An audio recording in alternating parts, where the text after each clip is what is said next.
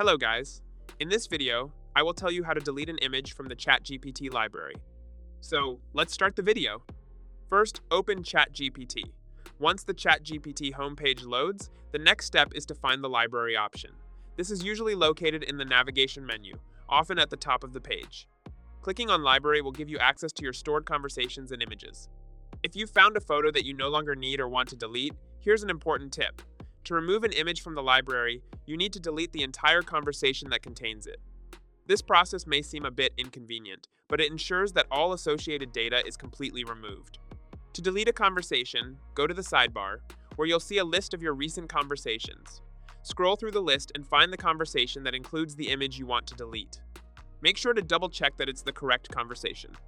Once you've located it, click on the three-dot icon next to the conversation. A menu will appear. From this menu, select Delete and confirm your choice if prompted. This will remove the conversation along with any attached images. If you found this video helpful, don't forget to like and subscribe. Thank you for watching!